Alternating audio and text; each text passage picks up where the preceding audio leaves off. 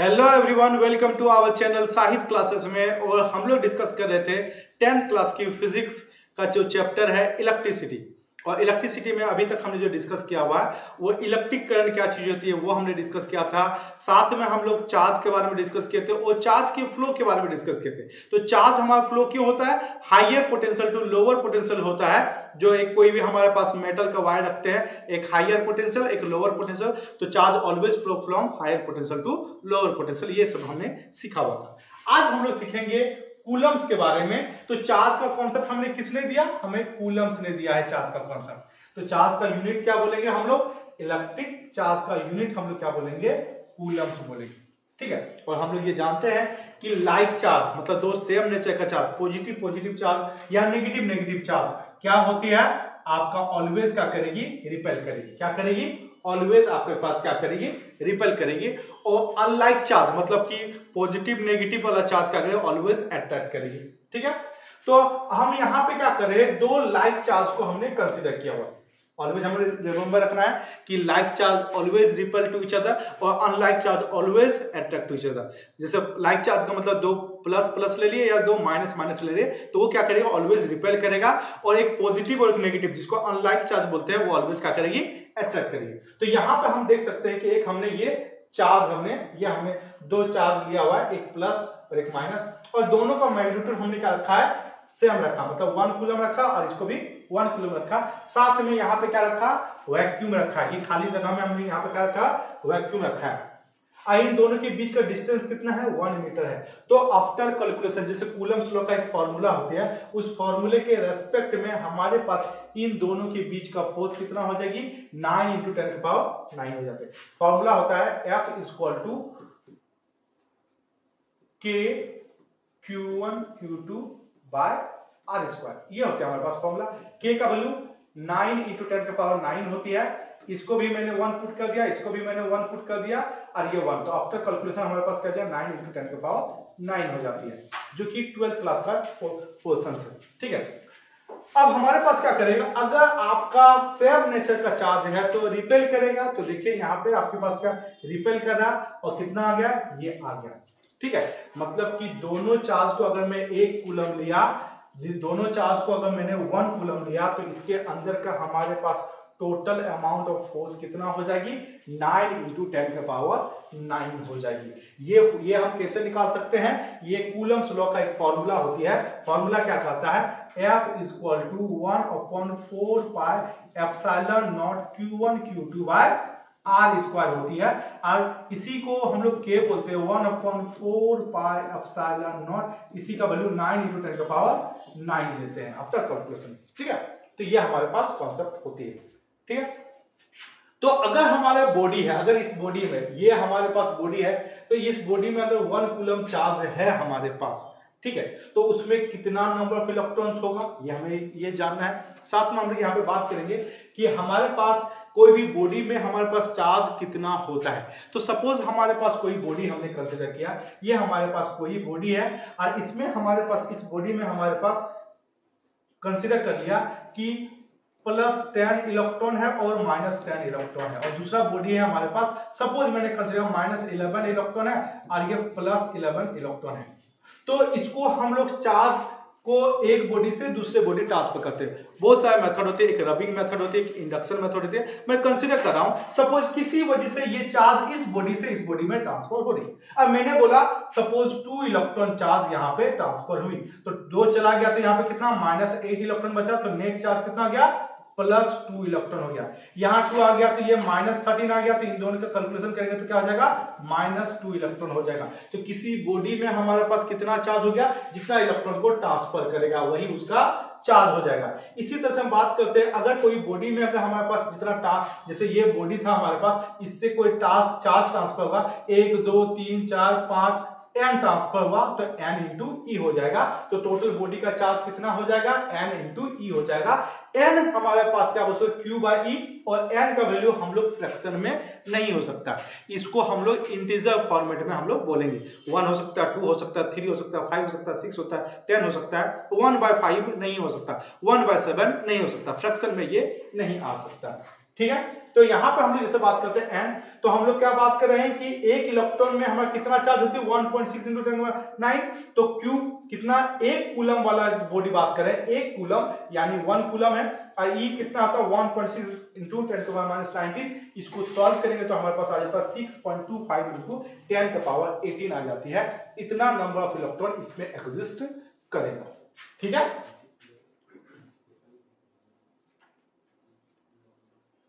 अब आगे का बात करते हैं कि जो वोल्टेज होता है, वोल्टेज का एसआई मतलब पोटेंशियल डिफरेंस का एसआई यूनिट क्या होता है, वोल्ट होता है। एसआई यूनिट क्या होता है हमारे पास, वोल्ट होता है।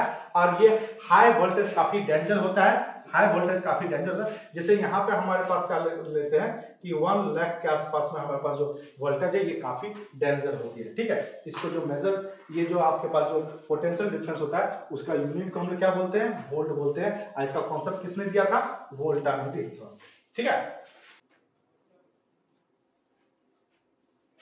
अब आगे को हम लोग यहां पे डिस्कशन करेंगे, आगे को हम लोग यहां पे डिस्कशन करते हैं जिसमें बोला गया SI unit of potential, SI unit of potential difference क्या है, वोल्ट है। अब एक हमने हमने सर्किट लिया है, तो सर्किट में हमारे पास क्या है कि हमने सेल लिया हुआ है, सेल जिसका एक पॉजिटिव मतलब इधर हायर पोटेंशियल है, इधर क्या है लोअर पोटेंशियल है। तो अब हमारे पास क्या होता है, इलेक्ट्रॉन का आपका मूवमेंट होगा यहाँ पे, ठीक है, इलेक्ट्रॉन का मूवमेंट होगा। और हमने क्या सीखा था पोटेंशियल डिफरेंस में, पॉजिटिव चार्ज जो है, पॉजिटिव पार्टिकल्स का मूवमेंट होता है, ठीक है, और उसकी वजह से जो वर्क डन होता है वही क्या कहलाएगा हमारे पास, उसको बोलेंगे पोटेंशियल डिफरेंस कहलाएगा, ठीक है। तो हमारे पास क्या है कि यहाँ पे देख सकते हो कि आपके पास कोई बॉडी, कोई ऑब्जेक्ट है, ये हमारे पास सेल है, और यहां से इलेक्ट्रॉन का ट्रांसफर होगा। इलेक्ट्रॉन का जब ट्रांसफर होगा तो हमारे पास क्या होगा, वर्क डन होगा। तो आपका जो इलेक्ट्रिक पोटेंशियल का जो फॉर्मूला होता है क्या बोलेंगे, वर्क डन बाय चार्ज बोलेंगे। तो अगर मैं बोलूं 1 जूल को चार्ज करते हैं, 1 जूल एनर्जी खर्च होता है 1 कूलम चार्ज को मूव कराने में। मैं कंसीडर कर रहा हूं, सपोज मैं ये बोल रहा हूं कि यहाँ पे हमारे पास है 1 कूलम चार्ज है हमारे पास, इस चार्ज को मूव कराने में हमारे पास कितना एनर्जी लग रहा है, 1 जूल का एनर्जी लग रहा है। तो उसे हम लोग क्या बोलेंगे, 1 वोल्ट बोलेंगे। क्या बोलेंगे, 1 वोल्ट बोलेंगे। 1 volt is the potential difference between 2 point in a current carrying conductor when 1 joule of the work done is done to move a charge of 1 coulomb from one point two another point, एक point से दूसरे point को 1 coulomb charge को transfer करने में जो work done लगता है, जो 1 जूल जब लगेगा तो उसे हम क्या बोलेंगे, 1 वोल्ट बोलेंगे। और 1 मिली को हम क्या बोल सकते हैं, 1/1000 बोल सकते हैं। इसको हम क्या बोल सकते हैं, 1 बाय ये बोल सकते हैं, ये ऊपर चलाएगा तो हमारे पास ये हो जाता है 10⁻³ हो जाता है। 1 किलो वोल्ट को 10⁻³ बोलेंगे, 1 मिली वोल्ट को 10⁻6 बोल देंगे, समझ गए। ये हमारे पास इसका फॉर्मूला।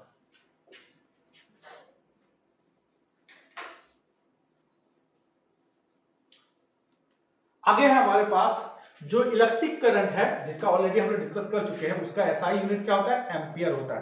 क्या होता है, एम्पियर होता है।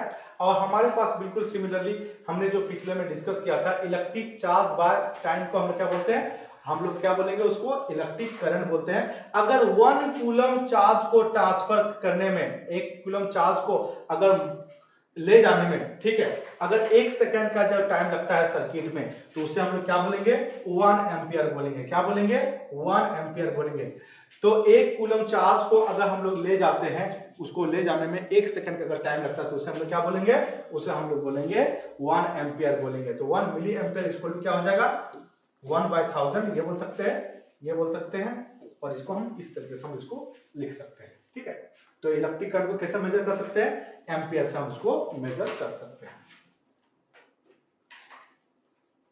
अब यहाँ पे आपका मैचिंग टाइप का है, ठीक है, जैसे इलेक्ट्रिक करंट दिया और साथ में यहाँ पे यूनिट दे दिया है, ठीक है।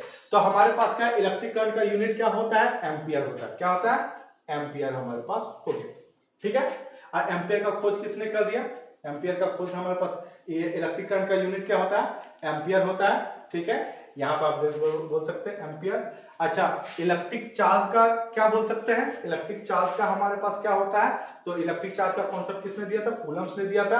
आप पोटेंशियल डिफरेंस में किसने दिया था? वोल्ट ने दिया था। ठीक है, तो इस तरह से आप इसको बोल सकते हैं। अब एक न्यूमेरिकल्स डिस्कस करते हैं। तो अभी हमने जो अभी तक डिस्कस किया हुआ करंट का I = Q/T होता है। दूसरा हमारे पास होता है वर्क डन का, मतलब ये पोटेंशियल डिफरेंस का V = W/Q होता है, और एक Q = N। इन तीनों फार्मूला का यूज करके हम लोग न्यूमेरिकल्स देखते हैं। तो चलिए, पहला क्वेश्चन हमारे पास बोला गया अ करंट ऑफ, क्या बोला गया? A current of 0.5 ampere is drawn by a filament of an electric bulb for 10 minutes. Find the amount of electric charge that flow through the circuit. बोल रहा है कि एक इलेक्ट्रिक करंट जो है आपका 0.5 एम्पियर सर्किट में फिलामेंट में जो है वो आपका जा रहा है, और कितना देर तक के लिए? 10 मिनट के लिए जा रहा है। तो उसमें कितना टोटल इलेक्ट्रॉन, उसमें से कितना इलेक्ट्रॉन ट्रांसफर हुआ, जिसकी वजह से उसका चार्ज आपको निकालना है। ठीक है, तो हम लोग क्या बोल सकते हैं? टाइम एम्पियर दे दिया, आपका टाइम क्या? 10 मिनट, तो 10 × 60 क्या होगा? 600 सेकंड हो जाएगा। अच्छा, हमें क्या निकालना? चार्ज निकालना है। क्या होता है? I = Q/T होता है, तो Q = IT बोल सकते हैं जी यहाँ पे। तो IT हमारे पास फॉर्मूला आ गया। ठीक है, I का वैल्यू 0.5 और T का वैल्यू हमारे पास 600 सेकंड। सॉल्व करने से क्या आ जाता है? 300 कूलम आ जाती है। नेक्स्ट क्वेश्चन से हमारे पास how much work is done is moving a charge of magnitude 2 coulomb from a point at 118 volt to a point at 128 volt. तो हमारे पास बोला गया है कि आपका 2 कूलम का आपका चार्ज है, ठीक है, वो आपके पास ट्रांसफर होगा। ठीक है, आपका पोटेंशियल डिफरेंस कितना है? आपका 2 कूलम चार्ज आपका ट्रांसफर होगा। पोटेंशियल डिफरेंस कितना हो गया? मतलब एक हायर पोटेंशियल कितना? 128 और लोअर पोटेंशियल कितना? 118। तो यहां से हम पोटेंशियल डिफरेंस निकाल सकते हैं, कितना होगा? 10 वोल्ट हो गया। अच्छा, हमें क्या निकालना है? इसका वर्क डन निकालना है। तो हमारे पास क्या होता है? V = W/Q होता है। तो यहां से हम बोल सकते हैं W = VQ बोल सकते हैं जी। यहाँ पे हमारे पास Q निकल गया, V निकल गया। तो देखिए QV, तो V का वैल्यू हमारा 10 है और Q का वैल्यू 2 है। तो सॉल्व करें तो कितना आ गया? 20 जूल आ गया। अगला क्वेश्चन दिया हुआ है calculate the number of electron constituting 1 coulomb of the charge. मतलब ये तो हमने पहले भी वहां पे पीछे तरफ हम लोग कर चुके हैं इस वाले को, फिर भी हम लोग देख लेते हैं। बोला कि एक इलेक्ट्रॉन का जो चार्ज होता है ये होता है, और 1 कूलम चार्ज में कितना electron, number of electron exist करता है। तो क्या फॉर्मूला? Q = N। तो N को तो हमारे पास या हमें N निकालना है। Q = NE हम लोग बोलेंगे, तो N = Q/E बोल सकते हैं। Q कितना दिया? 1 कूलम, और E कितना होता है? 1.6 × 10⁻⁻19। आफ्टर सॉल्विंग वी गेट 6.25 × 10⁻18 होता है। तो एक कूलम चार्ज होता है, उसमें कितना इलेक्ट्रॉन एग्जिस्ट कर सकता है? 6.25 × 10⁻18। अगला क्वेश्चन हमारे पास ये दिया हुआ है how much work is done in moving a charge magnitude 2 coulomb cross 2 point having the potential difference 12। तो एक चार्ज है हमारे पास, और वो कितना जा रहा है? 2 कूलम जा रहा है। पोटेंशियल डिफरेंस कितना ये जा रहा है? तो हमारे पास क्या होता है? V = W/Q होता है। तो W = VQ बोल सकते हैं। V हमारे पास दिया हुआ है 12, Q दिया 2, तो टोटल कितना हो जाएगा? सॉल्व करके 24 जूल हो जाएगी।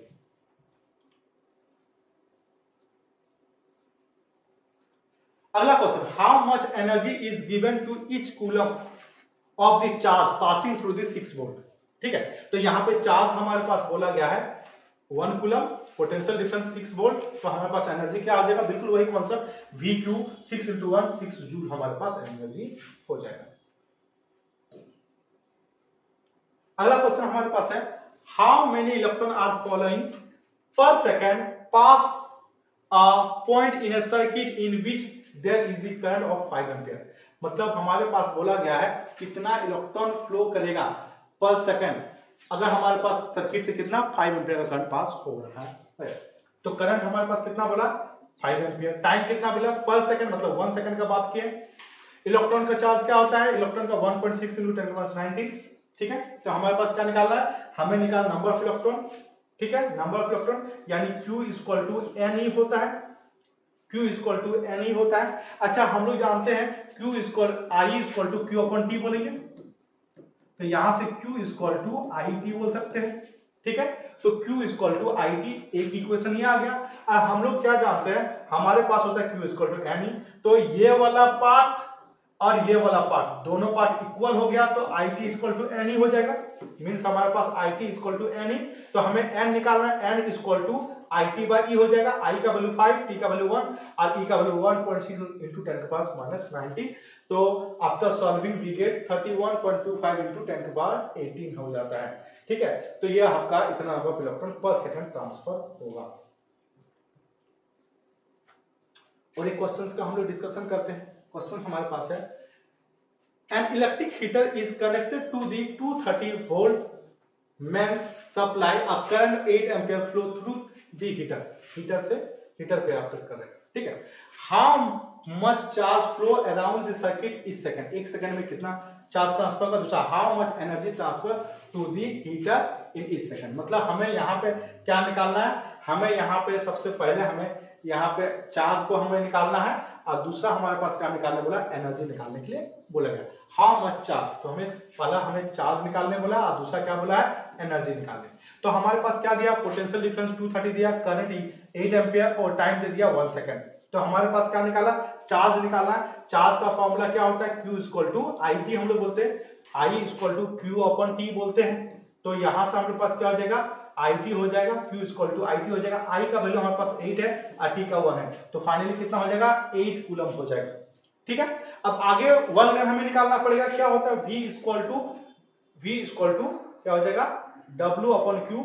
तो W equal to V Q बोलेंगे, यही तो हमारा वर्क डन होता है। तो V का वैल्यू हमारे पास कितना दिया, 230 और चार्ज का दिया 8, जो हमने अभी कैलकुलेट किया, सॉल्व करने के बाद 1840 आ जाएगा हमारे पास रिजल्ट। तो इस तरीके से हम इसका आंसर हम लोग निकाल सकते हैं। तो आई होप आप देख सकते हो कि हमने यहाँ भी अभी हमने जो डिस्कस किया हुआ है और इलेक्ट्रिक करंट के यूनिट्स के बारे में डिस्कस किया, और कितना चार्ज ट्रांसफर होगा, फिर उससे रिलेटेड जो न्यूमेरिकल्स होगा, ये सारी चीज हम लोग डिस्कशन किए। आई होप ये कॉन्सेप्ट आपको क्लियर हुआ होगा।